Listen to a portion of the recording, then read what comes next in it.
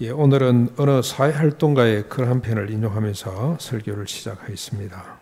필자는 어느 저명한 학자들, 여러 저명한 학자들, 요즘 현대 철학자들의 말을 인용해서 인상 깊은 글을 하나 올렸습니다.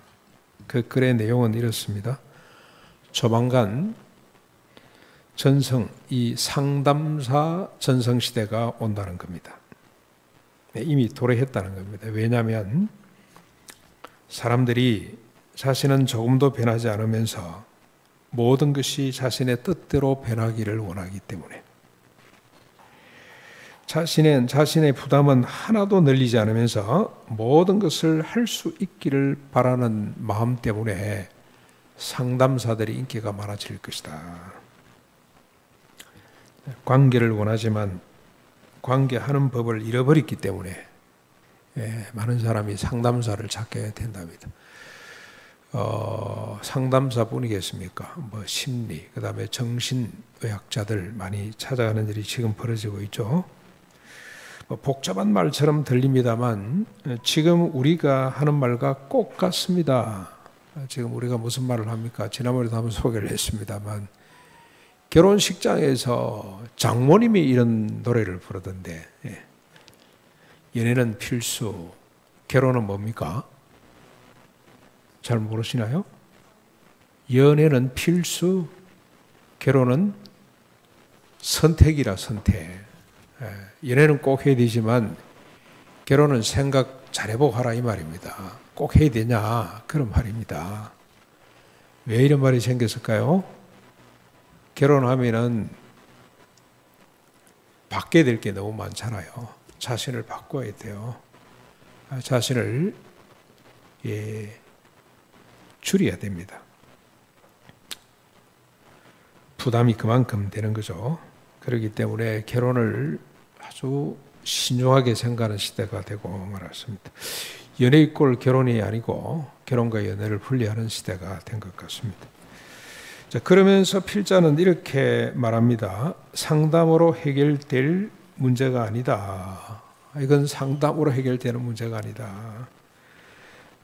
여러분, 자기는 안 바뀌고 남만 바뀌라 그러면 이건 상담가 될 문제가 아닙니다. 자기가 바뀌어야 되는데, 그렇죠? 그래서 이런 식으로 계속 나가면 끝내 해결하지 못하는 관계는 깊은 상처로 남아 다양한 방식으로 몸 구석구석을 공격하기도 하고 정신을 하얗게 질식시켜 자멸이라는 결정타를 날리기도 한다. 길게 복잡하게 쓴 것 같습니다만 간단하죠. 자멸하는 거죠. 자멸. 자기 모순에 스스로 빠져서 자멸할 수밖에 없다. 그러면서 필자는 마지막으로 유발 하라리라는 사람의 글을 인용합니다. 이 사람도 요즘 참 인기가 많죠. 우리 늘 장로님 이런 고민을 많이 했습니다만 문명은 비약적으로 발전을 거듭하고 있지만 인간의 의식은 구석기를 크게 벗어나지 못하고 있다 하는 말을 인용했습니다. 그런데 여러분, 오늘 본문에 보시면 3500년 전 솔로몬도 똑같은 말을 했습니다. 그러나 솔로몬은 경고만 날리지 않고 확실한 대안까지도 제시를 하고 있습니다. 오늘 우리는 솔로몬의 경고와 대안이 무엇인지를 살피면서 은혜를 받고자 합니다. 이 솔로몬의 말을 통해서 건강한 자, 그리고 우리 주변의 건강한 관계, 그리고 건강한 공동체를 만들어내는 비밀을 발견했으면 좋겠습니다. 이제 우리 본문을 한번 보실까요? 1절입니다. 1절 여러분 자막 가지고 한번 잘 보십시오. 제가 한번 읽어보겠습니다. 무리에게서 스스로 갈라지는 자는 자기 소욕을 따르는 자라 온갖 참 지혜를 배척하느니라. 무리에게서 스스로 갈라지는 자는 어떤 자입니까? 나누는 자, 분리하는 자를 말합니다. 이 무리에게서라는 말이 원래는 없어요. 그런데 들어가 있습니다만 분리하는 자, 나누는 자, 자꾸 너와 나를 나누고 그들과 우리를 나누는 거 있죠. 서로 네 편, 내 편 나누고 나누는 자를 말합니다. 어떤 관계 또는 공동체로부터 자꾸 분리되려고 하는, 분절되려고 하는, 단절되려고 하는 자가 이게 스스로 갈라지는 자입니다. 우리 가족들 모임 때 한때 우리 여동생 한 명이 안 데려왔어요. 자꾸 이제 분리하는 거죠, 분리. 가족들과. 지금은 나이가 들어서 이제는 뭐 제일 먼저 달려옵니다만 왜 그러냐면 자꾸 결혼 언제 하노? 너는 왜 결혼을 안 하노? 이런 말 때문에 자꾸 이제 분리가 되는 거죠. 이 사람도 분리하고 또 우리 가족도 그 사람을 받아들이지 못하고 자꾸 결혼 강요하는 것 때문에 분리가 되잖아요. 그런데 뭐 이 동생은 조금 다른 케이스입니다만 자기가 자발적으로 뭔가 자꾸 분리하려고 하는 자, 이 자를 스스로 갈라지는 자라고 그렇게 규정을 합니다.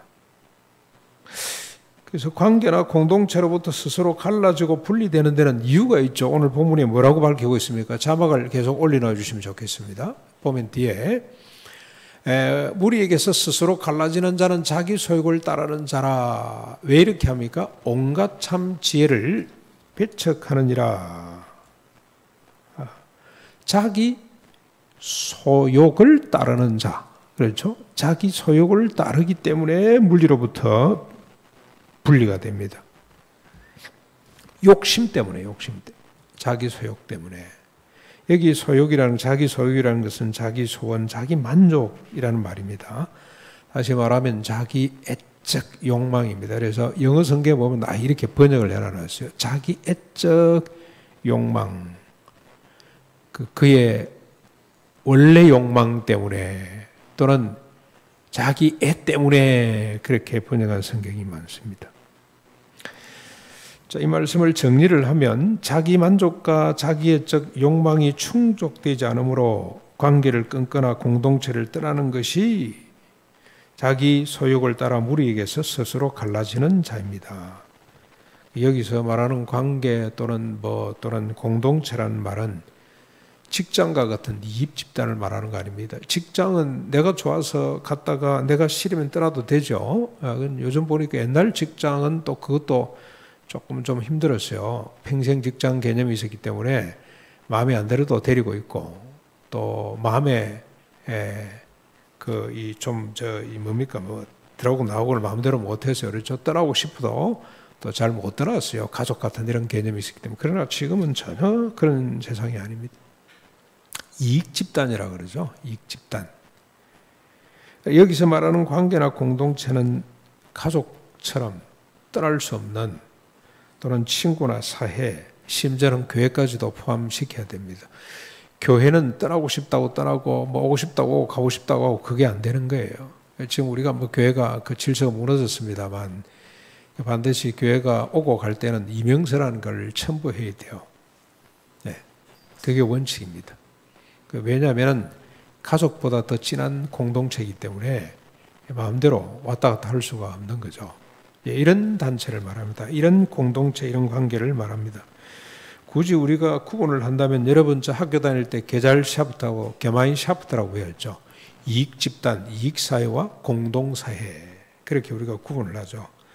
선택 의지로 구성된 이익 집단이 있고 그 다음에 본질 의지로 이건 어쩔 수 없이 맺어진 집단, 이익 집단, 이익 사회가 있습니다. 이 이익 사회를 말한다고 할 수가 있겠습니다. 그런데 여러분 어떻습니까? 이렇게 자기 소욕을 위해서 자기 욕심 때문에 스스로 무리를 떠나는 자에 대한 평가는 또 1절 마지막에 보면 온갖 참 지혜를 배척한다라고 되어 있습니다. 그것도 그냥 지혜가 아니고 이 지혜, 이 능력이라는 것은, 이 지혜라는 것은 능력, 본질 그런 의미를 가지고 있습니다. 완성을 향해 가는 근본, 그러니까 근본이에요, 근본. 온갖 참 지혜라 그랬을 때 그건 근본을 말하는 겁니다. 다시 이제 1절을 한번 정리해 보겠습니다. 복잡한 것 같습니다만 다시 한번 더 1절 여러분 잘 보십시오. 무리에게서 스스로 갈라지는 자는 자기 소욕을 따르는 자라. 온갖 참 지혜를 배척하는 자라. 삶의 근본을 저버리는 자, 그런 뜻입니다. 다시 말하면 삶의 인간답게 살기를 포기한 자, 자기 모순과 자멸에 스스로 빠지는 자, 그런 자가 된다.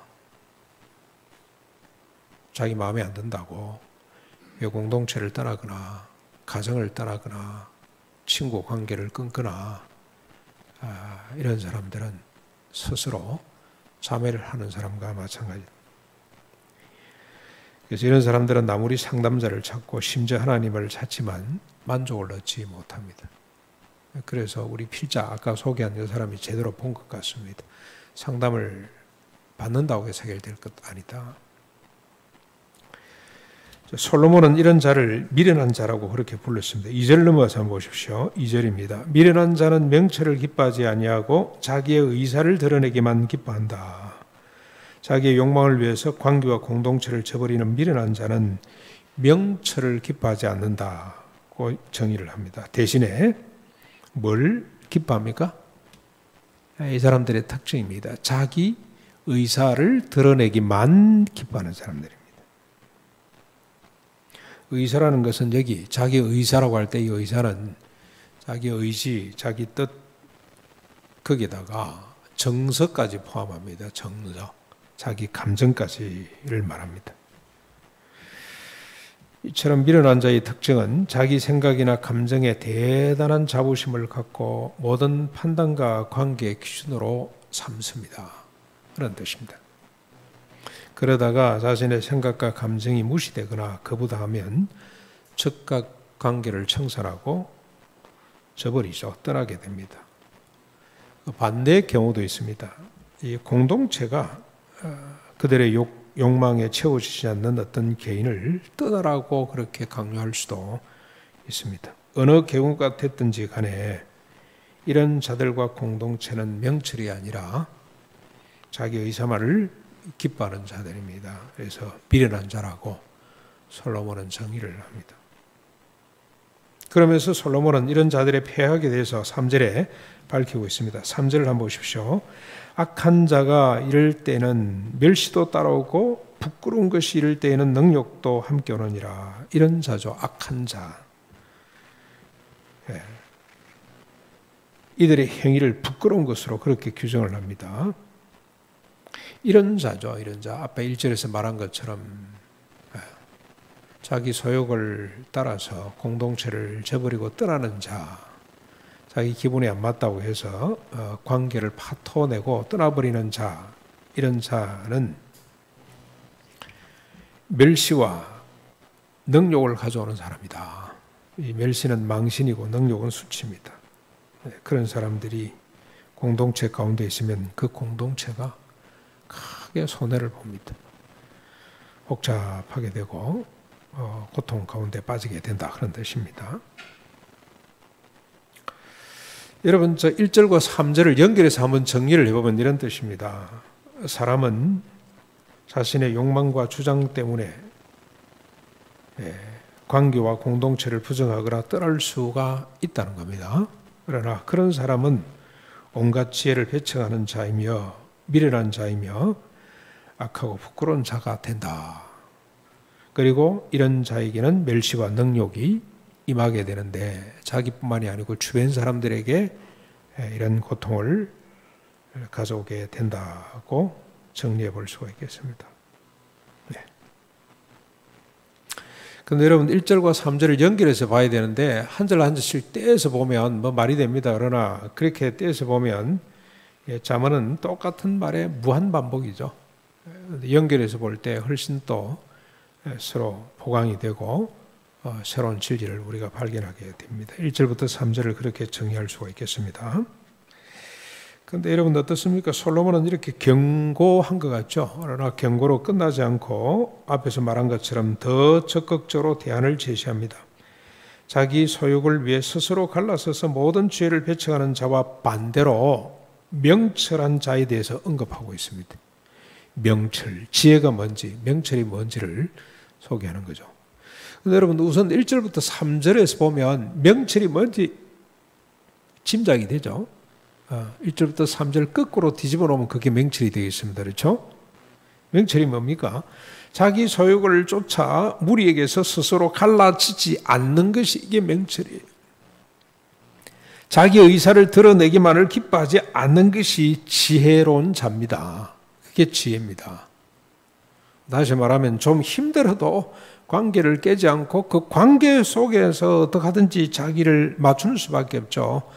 그게 지혜고 명철이라는 뜻입니다. 곧 관계 공동체를 위해서 자신의 소욕을 조용히 내려놓는 것, 관계와 공동체를 위해서 자기 의사를 겸허히 거두는 것, 이게 바로 지혜고 명철이라는 뜻입니다. 내려놓고 거두는 것은 갈라지고 떠나는 것이 아니라 맞추는 거죠. 맞추는 것, 떠받드는 것. 다른 말로 하면 책임지는 것을 말합니다. 여러분 이해가 잘 안 되시면 이렇게 좀 생각하시면 돼요. 갓난 아기의 울음소리에 자기 소욕을 쫓는 자는 부모가 아닙니다. 아이고 귀찮아. 그리고 아이고 난 힘들어서 안 되겠어. 그래서 그 울음소리를 외면하고 그 울음소리를 떠나는 것은 부모가 아니죠. 근데 부모는 어떡합니까? 아이의 울음소리에 자신을 맞추고 그 아이를 떠받듭니다. 그렇죠? 그게 부모입니다. 이해가 또 안 되시면 정인이 양부모를 생각하면 돼요. 우리 정인이 양부모는 정인이 울음소리를 자기 소욕에 따라 발로 걷어차버리고 말았어요.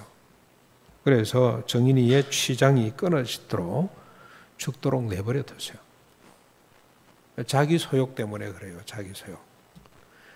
자기 생각, 자기 이권, 자기 감정 때문에 정인이를 내버렸어요. 죽음으로 그냥 몰아갔어요. 장난감 하나 가지고 있다가 던져버리는 것처럼 그렇게 했습니다. 그러나 어린이집 선생님들은 너무 늦어서 안타깝지만 정인이의 울음소리를 듣고 자신을 맞추고 떠받들었어요. 그래서 여러분 저는 정인이가 죽기 하루 전날 위로받고 갔다는 천국 갔을 겁니다. 그 애가. 뭐 양부모를 통해서 하나님을 알게 됐을 테니까 홀트 아동복지를 통해서 하나님을 알고 또 입양하기 전에 보호하는 부모를 통해서 하나님을 알았을 거라는 생각이 듭니다. 유아세례 받은지는 잘 모르겠습니다만 아무튼 천국 가기 전에 그 아이가 절망 가운데서도 선생님들을 통해서 위로받았다는 생각이 듭니다. 하루 종일 선생님들이 번갈아 가면서 그 아이를 떠받들고 있었어요. 안고 있었어요. 안고. 그 아이는 더 이상 말도 못하고 울지도 못하고 너무 고통스러우니까 마지막 생명이 꺼져가면서 선생님 품에 안겨서 위로받았겠죠. 치유가 됐을 거라는 생각이 듭니다. 짧은 시간이지만 저는 그 아이 속에 치유가 일어났다고 그렇게 생각을 합니다. 솔로몬은 이렇게 관계와 공동체를 위해서 자신을 맞추고 떠받드는 이들이 끼칠 이로움에 대해서 4절에 이렇게 밝히고 있습니다. 4절입니다. 명철한 사람의 입의 말은 깊은 물과 같고 지혜의 샘은 솟구쳐르는 데와 같으니라. 명철한 사람의 입의 말, 지혜의 샘은 같은 말이죠. 하나님의 말씀을 의미합니다. 하나님 말씀 613가지 율법을 말합니다. 여러분 잘 아시다시피 613가지 계명의 핵심은 하나님을 사랑하고 이웃을 사랑하는 거죠. 그런데 여러분 하나님 사랑과 이웃 사랑은 떨어져 있는 것이 아니고 같이 붙어 있습니다. 하나님의 사랑은 곧 이웃 사랑입니다. 이웃 사랑이 곧 하나님의 사랑입니다. 그 이웃 사랑이 뭐냐? 관계와 공동체를 위해서 무한 책임을 지는 것이죠. 이것이 하나님의 뜻이며 율법의 근본 정신입니다. 이 하나님의 뜻을 담고 있는 율법과 그 정신을 깊은 샘물과 같으며 솟구쳐 흐르는 시내꽃 생명과 같다고 그렇게 정의를 하고 있습니다. 이것이 곧 참된 지혜고 참된 명철이라는 뜻입니다. 네. 여러분 우리가 이것을 지혜로 명철로 나아가서 생명으로 받아야 될 이유가 뭡니까? 자기 마음에 안 든다고 떠나는 것이 아니고 오히려 그 공동체 속의 관계 속에 내가 책임을 지고 떠받드는 것이 이게 지혜고 명철이라고 할 수 있는 근거가 뭘까요? 왜 이게 중요하죠?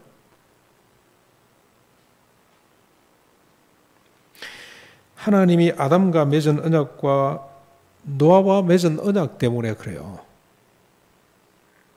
그런데 똑같은 언약을 하나님은 아담과 노아뿐만이 아니고 아브라함과 이삭과 야곱과도 맺었습니다. 심지어는 모세와 이스라엘 백성들하고도 맺었습니다. 뒤에 사사시대, 선지자 시대로 오면 이사야 선지자, 예레미야 선지자를 통해서도 확인했습니다. 이들과 맺은 것이 아니고, 이들만 맺은 것이 아니고 세상의 모든 피조물들과 맺은 언약 때문에 관계나 공동체를 떠받드는, 책임을 지고 떠받드는 것이 명철과 지혜가 될 수가 있습니다. 그 언약이 뭡니까? 언약, 하나님이 아담과 노아, 아브라함, 이삭과 야곱과 맺었던 언약, 모세와 이스라엘 백성들과 그리고 심지어 선지자들과 맺었던, 확인했던 언약이 뭡니까? 생육하고 번성해서 땅에 충만하거라 하는 겁니다. 창세기 1장 22절, 여러분 제가 몇 절만 소개를 해볼게요. 하나님이 그들에게 복을 주시며 이르시되, 여기는 아담과, 그들은 아담과 짐승들을 말합니다. 짐승들. 생육하고 번성하여 여러 바다를 바다에 충만하거라. 새들도 땅에 번성하라 하시니라. 1장 28절에 하나님이 그들입니다. 여기 그들은 아담과 여자입니다. 하와를 말합니다. 복을 주시며 하나님이 그들에게 이르시되 생육하고 번성하여 땅에 충만하라. 땅을 정복하라. 바다의 물고기와 하늘의 새와 땅에 움직이는 모든 생물을 다스리라고 언약을 맺습니다. 하나님이 홍수로 사람을 지멸하고 노아와 그 8가족에게 하나님이 다시 언약을 맺습니다. 8장 17절인데 너와 함께한 모든 혈육 있는 생명꽃 새와 가축과 땅에 기는 모든 것을 다 이끌어내라. 이것들이 땅에서 생육하고 땅에서 번성하리라. 창세기 9장 1절 하나님이 노아와 그 아들들에게 복을 주시며 그들에게 이르시되 생육하고 번성하여 땅에 충만하거라. 9장 7절에도 너희는 생육하고 번성하여 땅에 가득하며 그 중에서 번성하라고 하셨습니다. 창세기 35장 11절로 넘어가면 하나님이 그 야곱입니다. 야곱에게 이르시되 나는 전능한 하나님이라 생육하고 번성하라. 한 백성과 백성의 총회가 내게서 나오고 왕들이 내 허리에서 나오게 될 것이다. 이스라엘 민족만을 두고 하는 말이 아닙니다. 민족을 중심으로 해서, 그래서 이스라엘 민족에 주신 언약은 1차 언약이고 이 땅 모든 인간들과 피조물에게 주시는 생육하고 번성하라는 이 언약은 2차 언약, 근본 언약이라고 할 수가 있습니다. 예레미야 23장 3절에도 하나님께서 내가 내 양떼에 남은 것을 그 몰려갔던 모든 지방에서 모아 다시 그 우리로 돌아오게 하리니 그들이 생육하고 번성하게 될 것이다. 이스라엘만 말하는 것이 아닙니다. 오늘 우리까지도 포함해서 예수 믿는 사람들뿐만이 아닙니다. 믿지 않은 사람들까지 예수 믿는 사람들 때문에 구원받는 역사가 나타나서 영육으로 땅에 충만하고 번성해지는 것, 그게 하나님의 소원이고요. 그게 언약입니다. 강교와 공동체를 책임지고 떠받드는 것이 지혜와 명철인 것은, 그리고 깊은 샘물이며 솟구쳐 흐르는 시냇물인 것은 이로 인하여 하나님의 형상으로 지음을 받은 인간과 모든 피조물이 생육하고 번성해서 땅에 충만해질 수 있기 때문에 그렇습니다. 여러분, 정인이가 죽은 거 우리 사람들이 용납을 못하죠. 그 분노가 정말 대단해요. 그러나 하나님은 절대로 용납하지 않습니다. 왜냐? 정의를 통해서 생육하고 번성해야 될 하나님의 뜻이 차단됐기 때문에. 하나님의 슬픔입니다. 하나님은 정의를 통해서 생육하고 번성하는 하나님의 뜻이 이어져 가기를 원하신다는 겁니다.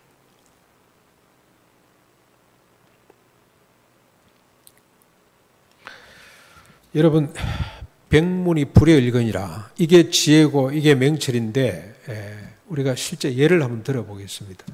예가 많습니다. 구약에도 있고 신약에도 있고 많습니다. 신약에 오면 여러분 착한 사마리아 사람, 선한 사마리아 사람이다. 워낙 우리가 많이 이야기를 했기 때문에 생략을 하고, 그건 예수님이 만들어낸 인물이죠. 가공한 인물입니다. 실제 인물이 아닙니다. 그러나 구약의 실제 인물 한 사람을 제가 소개하려고 합니다. 보아스라는 사람입니다. 보아스를 지금 우리 수요일 우리 목사님이 설교를 하기 때문에 자세한 내용은 알리지 않겠습니다만 간단하게 보아스가 바로 이런 사람임을, 이 샘플임을 제가 한번 소개를 하겠습니다. 보아스의 아버지는 살몬입니다. 그리고 어머니는 그 유명한 기생 라합입니다. 네, 보아스는 출생이 이랬습니다. 다윗의 정조부고 솔로몬의 고조부가 됩니다. 이 보아스는 예수님의 족보에도 들어간 사람이죠. 그는 아버지와 아마 어머니를 통해 실적부터 여호와 하나님의 언약이 돼서 잘 알았을 겁니다. 그 언약이 어떻게 성취될 것인지도 알고 믿었던 것 같습니다. 아마도 그 지식과 믿음 때문에 그런 나이가 들도록 장가를 못 간 것 같아요. 결혼했다는 이야기가 없고 뭐 전부인, 뭐 자식들 이름이 없는 걸 보면 결혼하지 못한 늙은 노총각이 아니었을까 그런 생각이 듭니다. 그는 계명대로 상당한 부를 쌓았습니다. 그런데 그가 가진 부는 자산이 많이 쌓였다는 뜻이 아닙니다. 자신의 산업 기업을 열심히 경작해서 크게 부흥이 되고 그래서 그만큼 많은 사람들이 함께 일할 수밖에 없는 그런 부를 갖고 있었다고 보시면 되겠습니다. 여러분, 지금 우리가 돈을 많이 번다고 해서 다 못 쓰잖아요. 내 돈이 아니잖아요. 그렇죠? 조부분들하고 같이 나눠야 되죠. 지금 우리 임교 집사님 회사는 조부분들에게 한 장애를 가진 우리 형제들, 자매들 뭐 전체 숫자가 한 100명 가까이 되는 것 같은데 제가 추산을 해보니까 엄청나게 수입을 많이 올리죠. 그런데 그 수입이 어떻게 됩니까? 다 나눠줘야 돼요. 다 나눠줘야 돼요. 부자입니다. 그러나 자기가 가진 재산은 그렇게 많지 않습니다. 그렇게 이해를 하는 것이 맞습니다. 이 성경입니다. 그런 그에게 또 한 사람의 믿음의 사람이 나타났습니다. 당시로서는 이방 여인 룻입니다. 룻은 남편과 두 아내를 잃은 시어머니가 섬기는 하나님이 좋아서 그 하나님의 날개 아래 보호받고 싶어서 왔습니다. 아무 희망도 없는 시어머니를 쫓아왔다가 또 한 분의 시어머니를 만나게 되죠. 뒤에 보니까 그 뭐 기생 라합이 살았다는 기록이 없는 걸 보면 돌아가셨는지는 잘 모르겠습니다만 시어머니가 두 사람이죠. 나오미가 있고 또 보아스하고 결혼을 했으니 보아스 어머니가 시어머니가 되는 거 아닙니까? 그렇죠?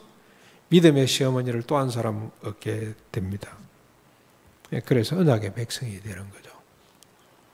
룻이 따라온 것은 다른 거 아닙니다. 나는 하나님의 기생 라합이, 자기 시어머니가 된 기생 라합이 자기 민족을 배반하고 여리고의 정탐권을 숨겨준 이유는 뭡니까? 언약이 너무 좋았어. 하나님이 좋았어. 하나님이 아니면 살 수 없기 때문에 하나님을 거역할 수가 없어서 민족을 넘어서는 거죠. 그렇죠? 자기만 넘어서는 것이 아니고 자기 가족, 자기 부모들 다 데리고 넘어서는 겁니다. 그것처럼 룻도 하나님의 백성이 되고 싶어서, 언약의 백성이 되고 싶어서 왔습니다.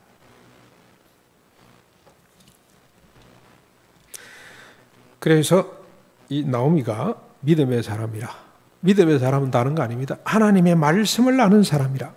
말씀에 보면은 기업을 물어주는 법이 있어요. 그 법을 들고 보아스에게 이야기를 합니다. 룻을 아내로 맞이하도록 만듭니다. 그런데 이 보아스가 룻을 아내로 맞이합니다. 그렇죠? 맞이한다는 뜻은 뭡니까? 기업을 물어줘야 됩니다. 자기 재산을 나눠줘야 돼요. 엘리멜렉의 이름으로 이 룻의 시아버지죠. 시아버지. 원래 시아버지 이름으로 넘겨줘야 돼요. 그게 기업을 물려주는 겁니다. 그런데 보아스보다 더 가까운 친족이 하나 있었습니다. 그런데 그 사람은 거부합니다. 가까이 더 법적으로 보면 더 먼저 물어줘야 되는데 기업 물어주기를 거부합니다. 왜 그렇습니까? 자기 재산이 축이 나잖아요. 그래서 거부하는 겁니다. 스스로 공동체를 떠나는 자죠. 그 관계를 스스로 끊어버린 자입니다. 그러나 보아스는 그 관계를 수용합니다. 자기 손해를 보면서 수용을 합니다. 왜냐하면 그래야만이 엘리멜렉의 이름이 계속 이어져 갈 수 있기 때문에 그렇습니다. 언약의 백성들이 생육하고 번성해서 땅에 충만해질 수 있기 때문에 그 언약을 소중히 여기고 자기 재산을 나눠주면서 룻을 아내로 맞이하게 됩니다. 보아스는 자신의 소유과 의사만을 쫓아 관계 공동체를 떠나지 않았습니다. 나오미와 룻과 이미 고인이 된 엘리멜렉의 책임을 지고 뜻맞는 명철한 지혜로운 사람이 됐습니다. 이게 오늘 솔로몬이 이야기하는 내용입니다. 책임을 지는 것, 관계와 공동체 책임을 지는 것, 그게 명철이고 지혜니라. 그걸 통해서 하나님의 뜻, 생육하고 번성해서 땅에 충만해지는 하나님의 뜻이 성취될 수 있다라고 이야기를 합니다. 그런데 여러분, 책임을 지고 떠맡는다고 하니 부담이 될 수가 있는데 여러분 절대 부담 가지지 않아도 됩니다. 큰 우리가 보아스처럼 뭐 재산이 있고 기업 물어줄 만한 능력이 있어서 되는 게 아니고요. 지극히 일상 속에 있습니다. 지극히 작은 일 가운데 있습니다. 시간이 갑니다만 제가 하나만 더 소개를 할게요. 이게 지금 딱딱하게 잘못하면 이건 격언처럼 되어 있기 때문에 딱딱하게 끝날 수가 있습니다. 새벽기도 제가 소개를 했습니다만 200년 전에 가공된 인물 한 사람이 있습니다. 도스토옙스키에 의해서. 이번에 제가 같이 책 나눔을 하다가 너트람의 양육 과정을 하다 한 사람 때문에 제가 충격을 받은 깨달음이 하나 있어서 그 부분을 좀 나눠주고 싶은데, 여러분 이 까라마조프가의 형제들에 보면 알료샤라는 사람이 있고요. 주인공입니다. 이 사람이 보아스 같은 사람이라고 생각을 하면 돼요. 보아스 같은 사람. 책임을 지는 사람이라고 하면 돼요. 그리고 그루센카라고 하는 여자 주인공이 한 사람이 나옵니다. 이 두 사람이 만나요. 어떻게 만나냐면 이 알로샤라는 사람이 자기가 그렇게 존경하던 조시마 장로가 갑자기 죽고 얼마 있지 않아서 썩어서 냄새가 나는 것 때문에 온 세상 사람들이 그를 비웃었습니다. 거룩한 사람이 죽었으니 향기가 날 걸로 착각을 했다. 그렇게 기대를 했다가 향기는 고사하고 썩어 냄새가 보통 사람보다 더 지독한 냄새가 나서 이 사람이 엉터리구나. 그렇게 절망하는 바람에 충격을 받고 헤매고 있습니다. 그랬더니 그 친구가 이 심술궂은 친구가 네 기분 전환이라 하라고 그러면서 가자고 데려갔는데 이 그루센카 집으로 데려갔어요. 그루센카는 지금으로 치면은 그냥 이 남자 저 남자 돈이나 뜯어내고 하는 여자라고 보시면 돼요. 그 집에 갔습니다. 그랬더니 그루센카가 기생 오래비 본 것처럼 반갑게 그의 무릎에 탁 앉아가지고 팔로 목을 끌어안고는 유혹을 합니다. 왜냐하면 도도해 보이는 이 친구를 한번 쓰러뜨리려고 그렇게 마음을 먹었어요. 그래서 자기 사촌입니다. 라키치라고 하는 사촌한테 이 알로샤를 데리고 오면 25루블을 주겠다고 약속을 했어요. 데리고 온 거잖아요. 그래서 아양을 떨면서 유혹을 하기 시작합니다.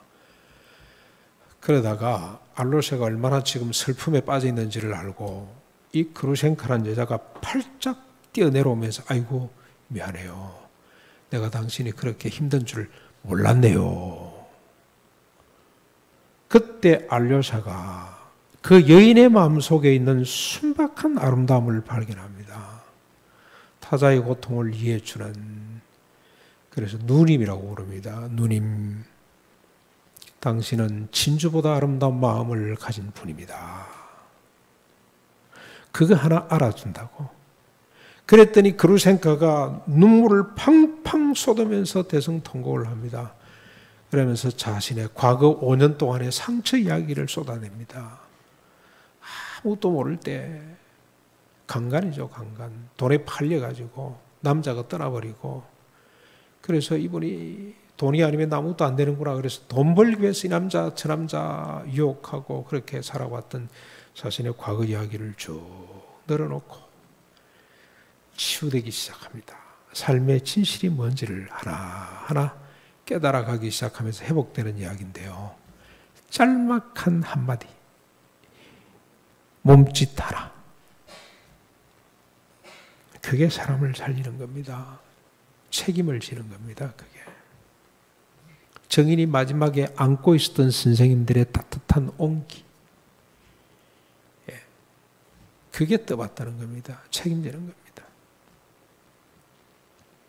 사랑하는 성도 여러분, 우리는 자신은 조금도 변하지 않으면서 모두가 변하기를 원하는 시대에 살고 있습니다. 그리고 하나님은 좋지만 교회가 싫다는 시대. 예배는 좋지만 소속되는 것은 싫다는 사람들 가운데 살아가고 있습니다. 아니, 우리 자신이 그렇게 살고 있는지도 모릅니다. 오늘 본문은 말합니다. 이것은 자기 소욕을 따르며 자기 의사만을 드러내는 것으로 부끄럽고 어리석고 악한 짓이라고 말하고 있습니다. 그러면서 오늘 본문은 우리에게 외칩니다. 관계와 공동체를 책임지는 마음으로 뜻받드는 것이 지혜며 명철이라고 외칩니다. 깊은 샘물이며 솟구쳐 흐르는 시내라고 외치고 있습니다. 인간은 어쩔 수가 없습니다. 자기 소욕과 의사를 따라 만나기도 하고 떠나기도 할 수밖에 없는 존재입니다. 그러나 우리는 여기 앉아있는 우리, 인터넷으로 참여하고 있는 우리는 십자가 부활로 거듭난 새로운 피조물을 내립니다. 우리가 이 시대의 보아서가 되어야 하고 선한 사마리아 사람이 되어야 하고 정의를 낳는 어린이집 선생님들처럼 되어야 합니다.